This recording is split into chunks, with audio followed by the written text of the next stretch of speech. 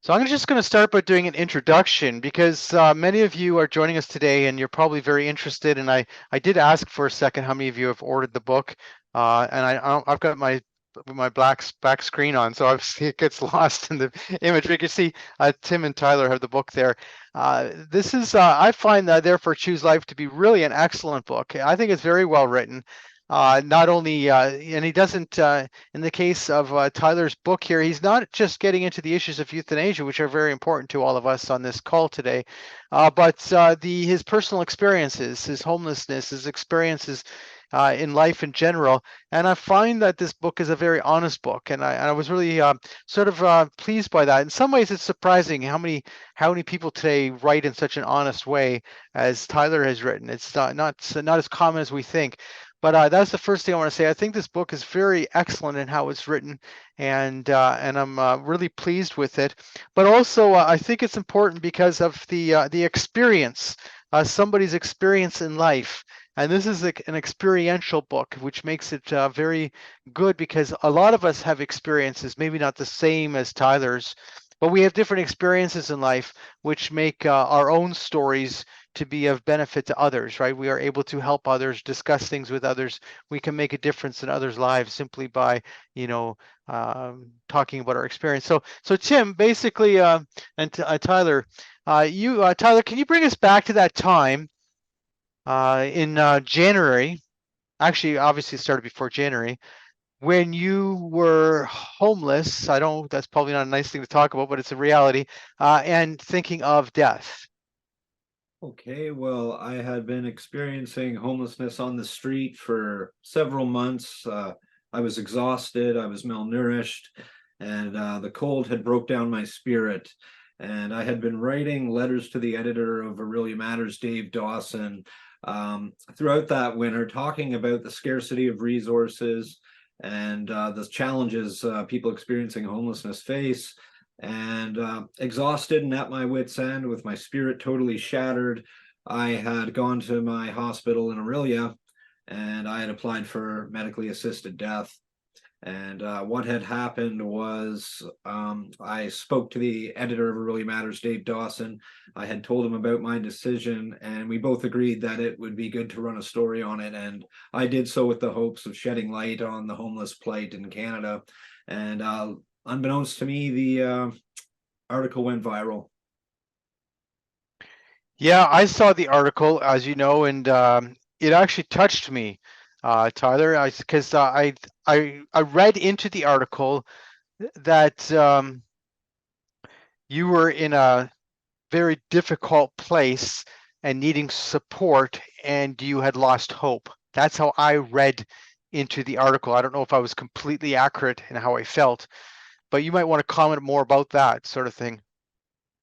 Well, that was basically it. I can't deny that it was a cry for help, but not just for me, but for the homeless people across Canada. I had gone from Halifax to the GTA, and I had done the circuit of towns and cities looking for resources, and there just weren't any at the time. And that really alarmed me. And I saw people from all walks of life on the street, and I just found it unjust and something that should not be. And the article was huge to me. It I saw support and encouragement flooding social media and people on the street, and yeah, it was overwhelming, Alex. Yeah, so soon after you came in contact with Tim, or had you met Tim already by then? No, Tim had reached out through the article that was written by Greg McGrath Gowdy of Aurelia Matters, and he had noticed I had some kind of aptitude for writing, and he reached out to me, and I made my way to him that winter here in Collingwood, and we struck up a friendship and a collaboration of ideas, and he was very integral in helping me change my mind. He's well versed in philosophy, and that really appealed to me because I'm a philosophical thinker myself. And he helped me change my mind. He humanized me, if you will. So Tim, can you talk about that experience of meeting Tyler and Yeah, shortly after the article came out, my sister sent it to me, in an email, and I replied that this is the saddest story I think I've ever heard, because in the article, as you know, Tyler talks about how that he was a loser, how that he had nothing to live for, and he said that 10 years from now he figured he'd probably be in exactly the same position that he was then, experiencing homelessness. And I know a resort owner here in town. He's a Christian and a humanitarian. So I asked him if I sent him the article and asked him if he thought that maybe we could help Tyler, and he said, "Yeah, try to find him, and we'll see what we can do. See if we could give him a place to stay and a job." And so I reached out to Tyler as he said, through Greg, and he came and stayed with me for a while. And unfortunately, the job and the place to stay didn't work out because Tyler just wasn't stable enough at that time. But that was the beginning of our friendship. Right. Yeah. So the fact of it is you were homeless, Tyler, but you had other issues which led to your difficulties. That wasn't, homelessness isn't a simple experience for people. It's there's usually a multiplicity of personal issues that lead to that. Oh, certainly. For years, I had been self-medicating a psychiatric disorder with alcohol, and when Tim had reached out to me, as he had mentioned, I just wasn't stable. I was in the throes of chronic alcoholism that I had used to deal with life on the streets. Right. And but you mentioned you got around Canada. You had gone to different places looking for, a place that had services or certainly had an place, a way to get you off the street or help in that way. So how many communities had you gone to then? Well, I had ended up on the street in my hometown of Aurelia. I had a roommate that passed away and I lost my housing. And I had journeyed to quite a few places. I had went to North Bay.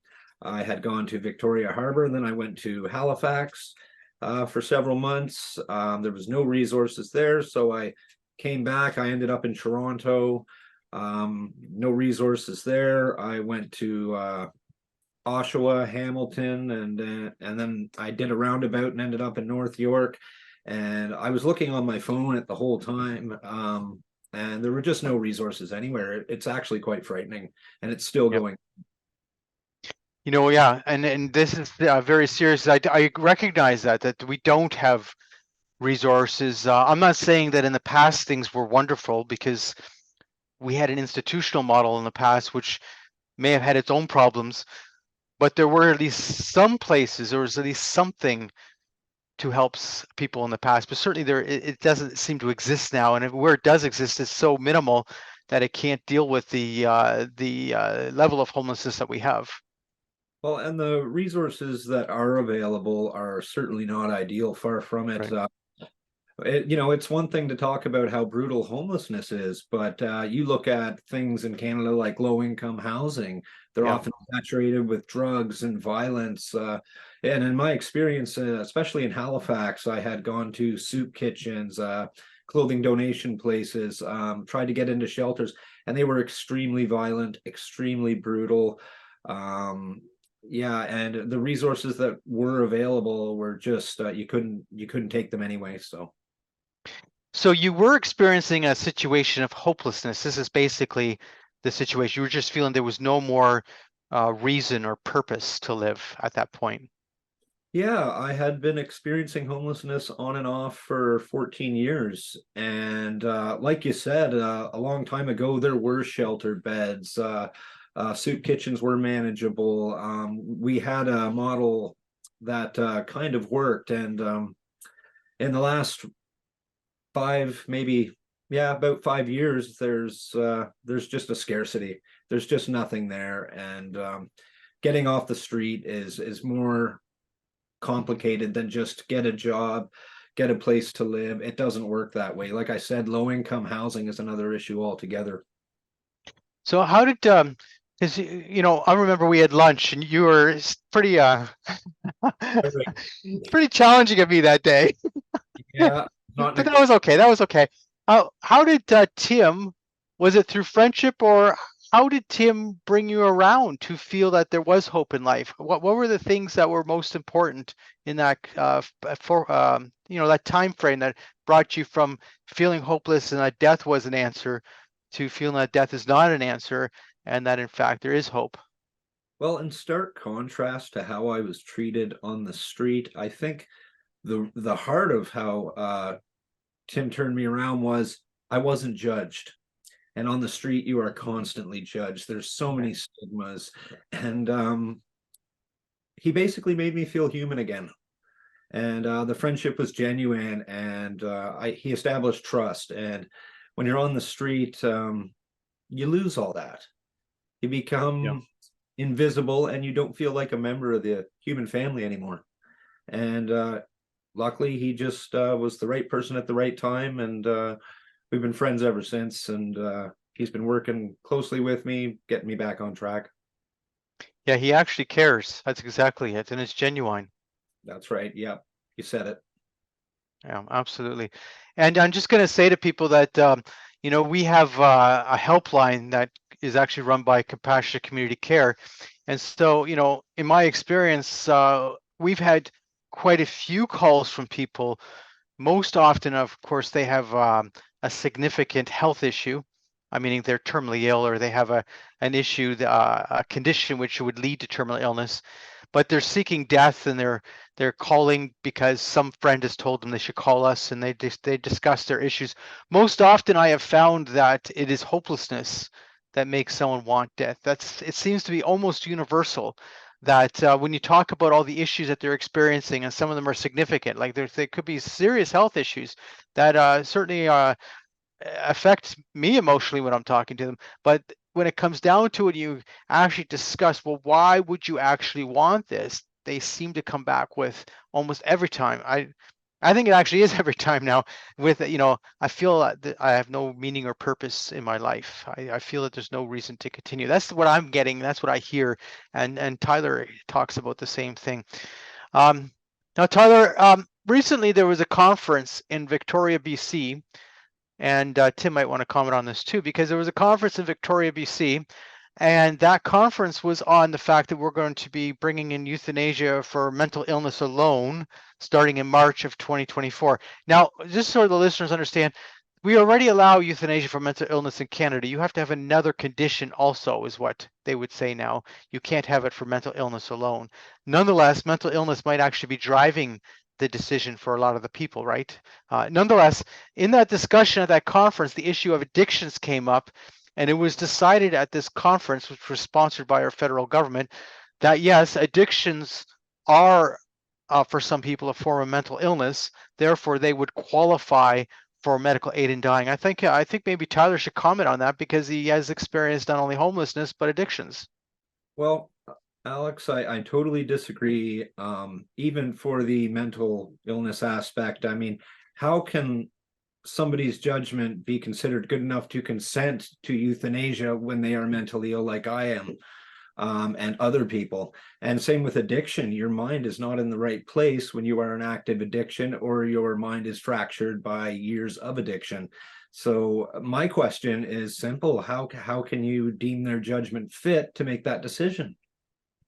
I agree completely. Now, in the news articles that were published, there was one particular news article. There was one reporter had went to this, and they're just reporting on this. That's all. The person wasn't actually, against euthanasia who was reporting on. I did cover that article, but the person was saying yes, they admitted that yes, that would be difficult to assess, but they would still qualify. It shows me though that the issue is not what they say it is.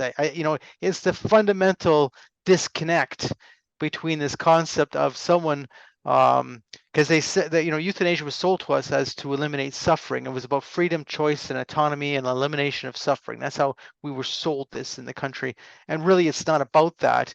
And you see that in this issue in particular, I would suggest. Certainly. Tim, what do you have to say about that?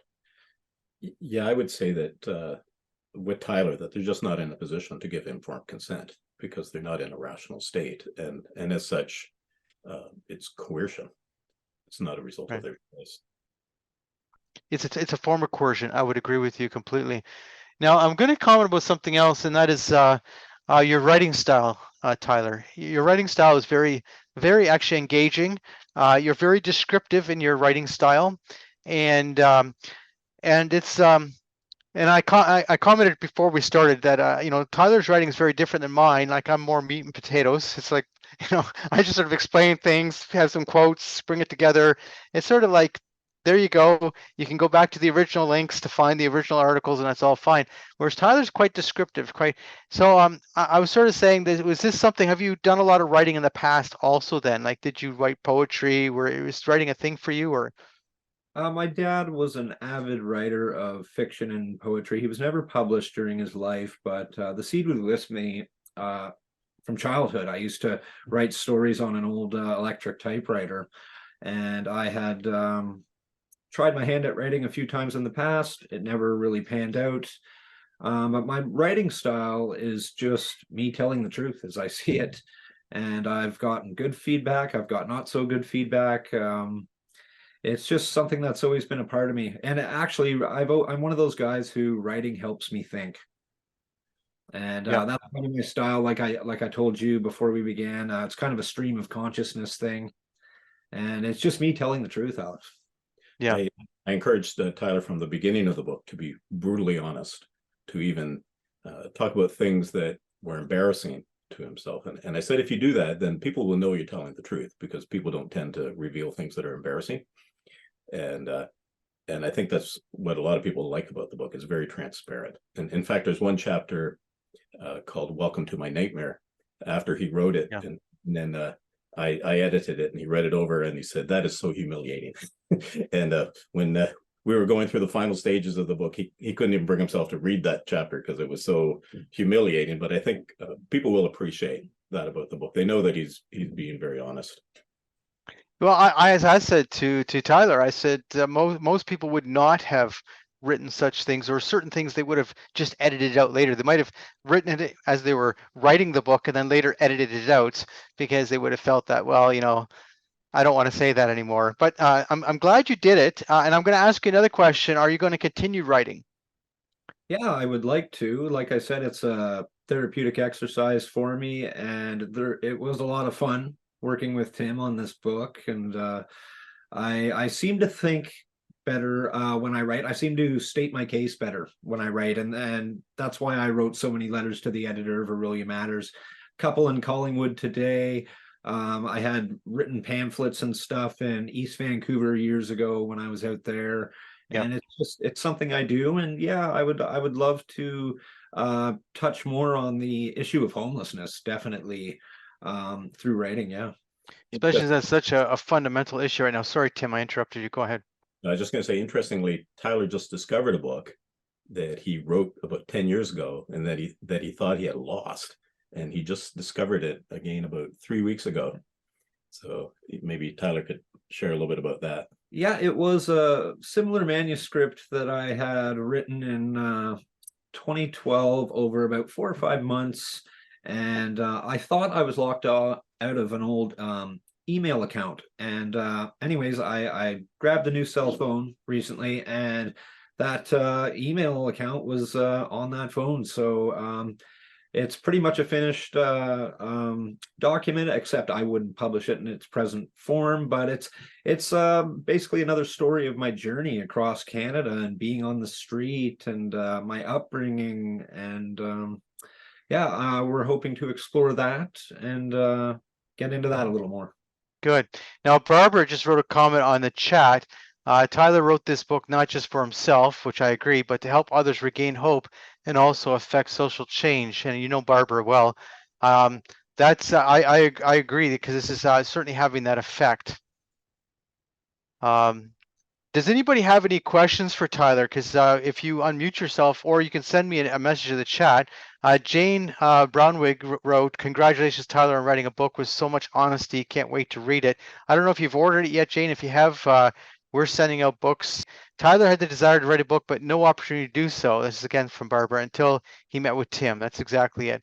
Loss of hope is a sign of reaching rock bottom. I agree. Tyler's spirituality gave him the impetus to live and help others.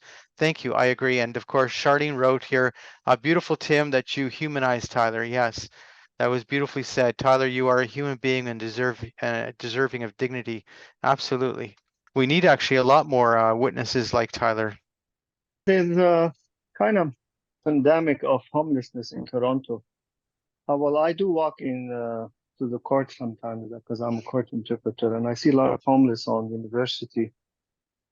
I see a lot of people are really physically and mentally ill. What is the thing that would change one word I could say, or one sentence you could say to a person on the street who's begging for money or coffee, whatever, food? What is the main powerful word you could say to a person? Well, outside I would say God love you, but other than that, if they don't believe in God, what would you say to a person on the street, homeless? There's many of them. They're dying on the street of Toronto, Vancouver, everywhere. I would say to those who encounter the homeless, I have a slogan that I've carried with me for many years, and it's never look away. But I would humanize them as that's what they're longing for. Stop and say, how you doing today?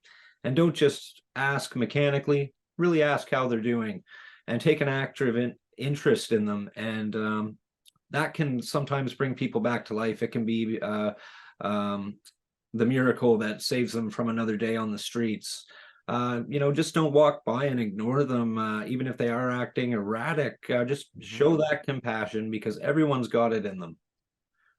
And you know what's interesting, Tyler, with your response is that there's been a lot of studies done on loneliness, because there's such a, this isn't just a homeless issue. This is a cultural issue. The amount of loneliness we have in our culture, and recent polling of people who are elderly and lonely shows that a huge number, about 1/3 of Canadians who are elderly, are saying that they just makes them so happy if someone just simply asks them, "How was your day?" or just speaks to them, because as much as a homeless person is ignored by people and they walk around them and the rest of it, a lot of people who are very elderly are experiencing exactly the same thing. They're not homeless, but they're lonely.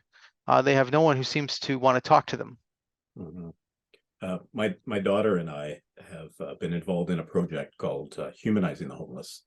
She started it when she was 15. She travels around the world taking pictures of people experiencing homelessness. And we encountered this one woman in front of Old City Hall in Toronto. She was sitting on a heating grate, and her face was black and blue. Turns out she'd been kicked in the face by a stranger. And she told us that a couple years before that, her boyfriend had set her on fire and knocked all of her front teeth out. And as she was talking to us, she started crying, and she said, what really hurts the most is when she's having a bad day and when she's crying and people just walk by and they totally ignore her. They don't ask her if they can help her out at all, and ask what's bothering her. She said that's what hurts her the most. And so it's just that kind word and the smile, I think that can really help people experiencing homelessness. It helps to humanize them. Tyler, there's a question here. Are you planning a book tour? You know what we can do, Tyler? We could actually ask people, because obviously the problem with the book tour, it takes a ton of organizing. But we can ask people. I have, Euthanasia Prevention Coalition. We have thousands of people on our list. Some of those people might actually be happy to have you come to the local area for a book signing, or short discussion type thing, and then a book signing. I guess it's possible, because I think a lot of people would be interested.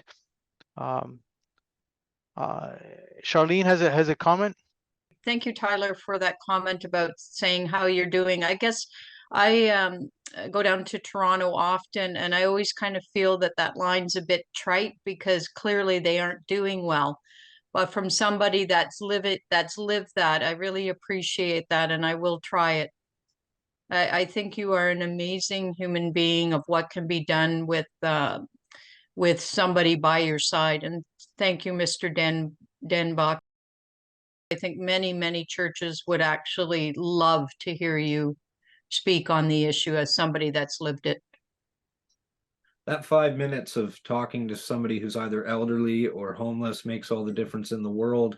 That day that I walked in and applied for MAID, I would have given my left hand for somebody to give me 5 minutes of their time, but oftentimes people who are on the margins of society, like I was, we are the invisible population, and that 5 minutes can be the difference between life and death, literally. What are your tools, Tyler, to live a healthy life? I know you're still struggling and trying to get through the difficulties of life. So I don't know if, but you might want to comment on that, or you and Tim. To be honest, for me personally, it's constant prayer.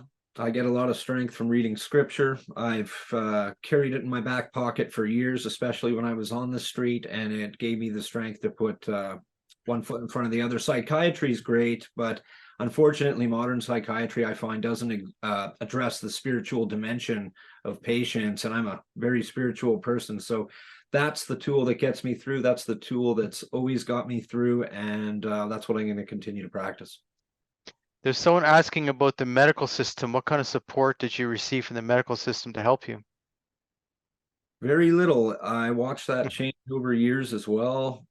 I had first been in a psychiatric institution when I was 18, and I have seen such a gigantic difference in that this time. There's very little. You're often processed very quickly, and I think the motivation is financial behind that. In a psychiatric hospital, for instance, you're given medication, and you have a brief visit with a psychiatrist or a professional, maybe once a day if you're lucky, and then you're processed in under 2 weeks, and you're back out. And you'll find the resources in communities aren't really available either. Canadian Mental Health Association, there's just very little out there. And I think spirituality is more important to people with mental illness, more so now than ever.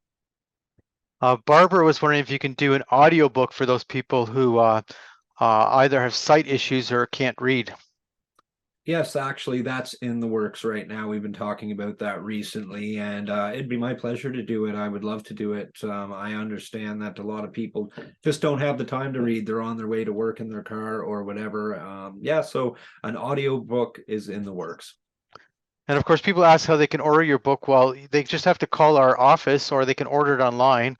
EPC's office is 1-877-439-3348. You can also order it direct off of Amazon. You know, our system isn't perfect. It's got a long way to go, but spirituality, like I said, has been a big help. But I also believe in administering psychiatric medication for mental disorders. It helps me immensely. Do you have any particularly favorite verses of scripture that have helped you? The one that I go to the most is James chapter 4, verse 8, and it says, "Draw near to God, and he will draw near to you." And scripture also talks about praying at all times, which I have trained my mind to do through many years on the street. And that is how I draw near to God, and that's how God draws near to me. And believe me, it does not disappoint. I was in many critical limit life and death situations, and blessings, miracles happen time and time again. So that's James chapter 4, verse 8. That's the one I stick to. Someone writes here, they worked in a homeless clinic in Baltimore as a missionary in the 1980s. And one thing that this person learned was the need to find out why people are homeless and then address those issues as a society. Reasons varied from domestic abuse to loss of jobs or low-paying jobs, unaddressed mental illness. They had met with several Vietnam veterans who had PTSD. These issues are also at play here in Canada, and I feel saving money is the driving force from our government. You might want to comment on that, because I think all those issues seem to apply to people who are homeless in Canada too. Well, me and Tim have had quite a few talks about this, and Tim could tell you about the housing first policy that we need to implement desperately here. Yeah. For those who aren't aware of it, it's a proven method for helping people experiencing homelessness. It's the opposite of what used to be done. Before, people used to have to prove that they had their act together before they were given a place to stay. But housing first gives them a place to stay, so they have a foundation on which to make positive changes in their life and Right.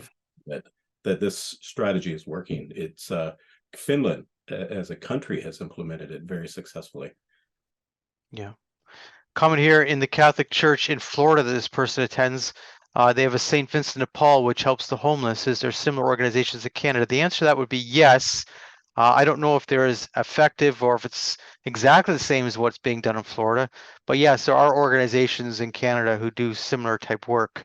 I'm assuming that there were quite a few religious organizations that provided for people in your time, Tyler.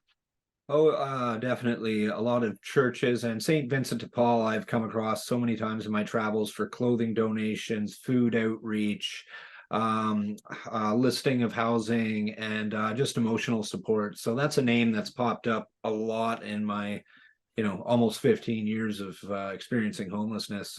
St. Vincent de Paul, many Catholic churches, many Protestant churches since their inception have always been active in lending a hand, even if it is limited as to what they can do. Very good. And Quentin is a reporter for the Catholic Register and is planning to write about this webinar. So that's good news also for getting information out about the book, especially. The book's done very well. It was an Amazon bestseller. I've not looked at it lately. Is it still listed as a bestseller on Amazon? Still is. Yeah, very good. I have no idea how many Amazon are selling, but you were certainly selling the book. Thank you so much, Tyler, for sharing from your heart. And I think you have so much to offer people with similar challenges, especially with the addictions, the homeless and addictions concurrently together. And I really feel because you identified spirituality and that inner person that we all, the spirit of us, you could really help people. Have you thought about setting up like a website, sort of a peer support website for people? Or do you find that maybe with people being homeless, the people that need it the most don't have access to online? I'm just wondering, have you thought about those things, or do you feel that it would be a good way to connect? Because you have so much to offer from your own personal experience. You're right, psychiatry doesn't address the spiritual side at all, but you can. Thank you. No, yes to both points. I would like to continue being a voice for the homeless and to lending a hand in any way I can. And it's true, a lot of people on the street don't have access to the resources. They just have no means. So I think street outreach is something that I really want to get into in the future. A website's a great idea. Again, the audiobook, like the whole reason I wrote the book was to raise awareness because I was shocked my last little tour at this lack of resources, the complete scarcity. And yeah, I want to continue to raise awareness for people on the streets, and not just people on the streets, people who struggle with mental health conditions and addiction, and raising awareness is a big part of it, because the more hands we have, well, like it says, many hands make light work, right?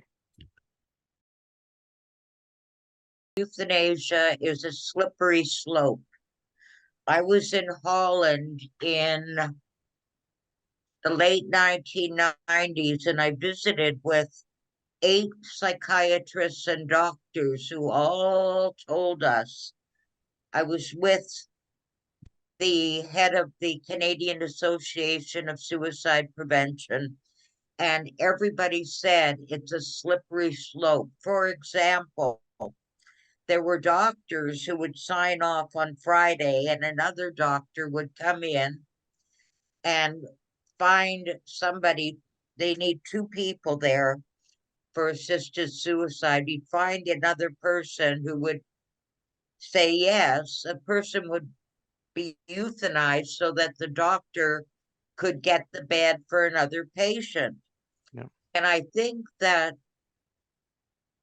providing euthanasia is a way of society's getting rid of the problem by causing death. I don't believe that in the least. I met Tyler when he was so hopeless he would have died that day. And I saved him because that's what I do. That's what I wanted to do, is help him.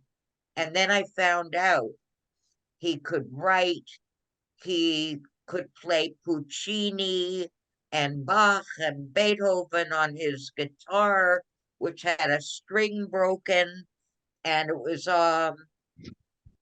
most amazing experience that I never got paid for to help that man.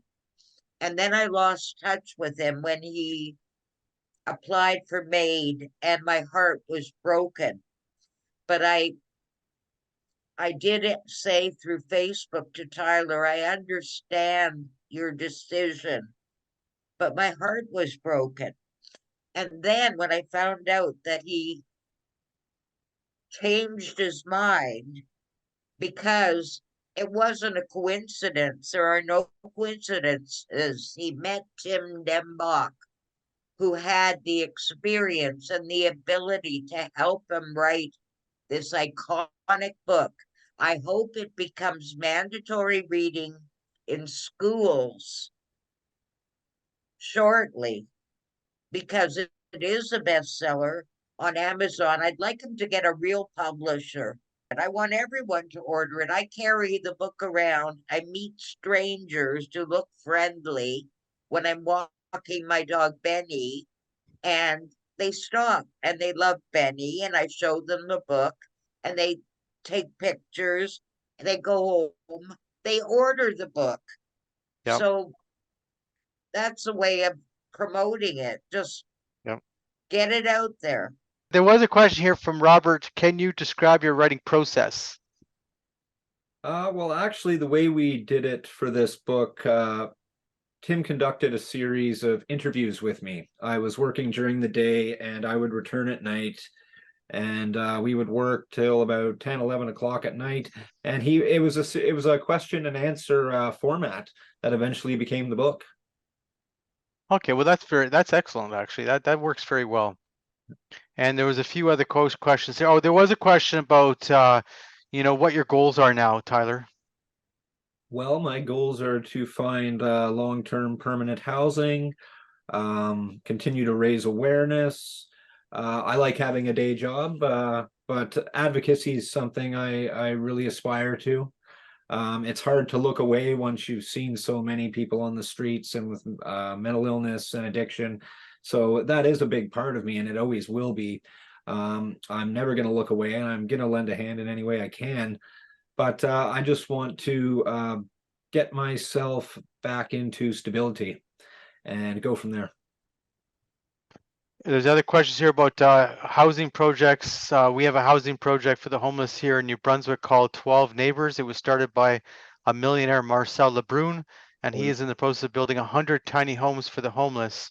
Also, 12 Neighbors offers addiction counseling and skill training to equip people with makeable skill sets, as well as they have a former pastor on staff to provide spiritual care. That's very interesting.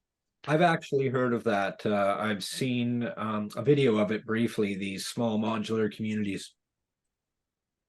I think we actually applied to 12 Neighbors, but to be eligible, you have to live in New Brunswick, I believe. Well, they in St. Thomas, Ontario, they've applied for funding for the same type of idea, building these small houses for people who are either very low income or homeless, and they were turned down by the government for funding. So they've been raising money locally in the area to get the building project going. It's not meant to be, in this case, in St. Thomas's idea. It's meant to be a project that would be a break-even project, meaning this is our cost. So obviously, if government funds it, the cost is lower, and then the rents and everything would make it break even, and they would be able to provide housing for people in these small houses. Obviously, a small house is a lot better than no house. Yeah, 100%. Sorry, but I just want to say that I had written to the Aurelia Matters way back in July about modular homes that I saw in Halifax and small communities like that, and they looked into it, but I believe they were turned down as well financially to make that happen, but it's been proven to work. I mean, a lot of these modular communities, they're supervised. And like you said, a tiny house is better than no house. That's for sure. And there's a question here, Tyler, do you believe that the institutions that we had in the late 70s, early 80s that housed people with mental illness, addictions, etc., were better than releasing people in the streets without the support as seems to be happening everywhere today? I would have thought that with that not worrying about the elements where you were going to eat, live, get medicine would seem more compassionate than now. I think we've degenerated as a society in regards to housing the homeless and the mentally ill. I think when I was growing up, there were so many more resources available. Housing was more accessible for everybody. And the mental health system wasn't congested. The mental health system was exacerbated a lot through the proliferation of chemical drug use that really stuffed up the system. But I would rather be in 1995 than 2023 in regards to housing, mental health supports, and such things. Can you go to final comments? And if there's somebody else who makes a comment, I'll read it off at the end. I just wanted to say, with regard to the question earlier about deinstitutionalization, I'm in the process of reading an excellent book right now called Her Name Was Margaret, that talks largely about the deinstitutionalization that began in the 1960s. And it is a very, very sad book. It's about a lady, Margaret, who was institutionalized. She developed schizophrenia, was institutionalized in the 1960s, in the decade when the institutionalization happened. And she unfortunately was kicked out, not onto the street, but into a boarding house. And unfortunately, the boarding houses simply didn't have the means to help people like her with the serious mental illness that she had. And eventually she ended up being chronically homeless. And she wanted to be in the hospital because she knew she could get the proper care there. But as soon as she would become stable, they would kick her out again. So about a month later. And it was just very sad. She would say, I need help. I can't take my medications. I can't take care of myself. Please help me. And as soon as she would become stable, she would be booted out onto the street again. So the author herself, the niece, Davy, she's a Toronto Star journalist. She said herself that our system is broken. That's a tragic tale about how the system has failed. The system certainly failed Margaret Jacobson. It's a very sad story. I haven't read it all, but it's very heart-wrenching. My closing comments to everybody is very simple. It's what I always say, never look away. Remember that that's you sitting on that street corner or sleeping in that alley. Essentially, at the end of the day, that's you, and never look away. And thanks for having us. Yeah, I will make one comment about the deinstitutionalization. When my grandmother died, see, my mom used to visit the Ontario Hospital just outside of Woodstock. She used to visit there all the time. And when my grandmother died, there was a woman there who had epilepsy. And so she had lived her life in an institution. My mom decided to adopt her as her mother because her mother had passed away. So she adopted her as her mother. And she used to bring her over for dinner quite often on a Sunday afternoon. But you get this whole situation. Yes, she was cared for, but this was a woman who should have never been institutionalized in the first place. Yes, she had epilepsy, but her whole life was spent in an institution and she was denied then an opportunity to live outside of that institution. And to me, that was tragic. Not to say that all these stories are tragic, but I mean, that certainly, in my opinion, was very tragic. But, these things, it was both ways. The institution was a problem model, and yet at the same time, at least we had somewhere for people to go and to receive food and have a place to live. Not great, but better than what we have today in so many ways, sadly. I'm not an institutional person. I'm sort of anti-institutional, but nonetheless, I can see both sides. So anyway, thank you, everyone. There's a comment here. God bless you, Tyler. Keep your chin up. Okay, that's fine. We're missing out on so many brilliant people who've been marginalized. I agree with that comment. There's so many brilliant people who've been marginalized. Absolutely. Thank you very much, Tyler and Tim and EPC for organizing the talk right here. Thank you, Tyler and Tim, for humanizing those with homes. We need to understand what we're missing. You know, we've got lots of comments here. So anyway, thank you for spending an hour with us today.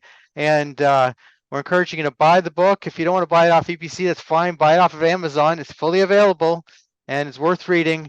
I think it's a great experience for people, and hopefully it's one of many books that Tyler will publish over the remaining life he has. Thank you very much. Thank you, Alex. Thanks, Alex.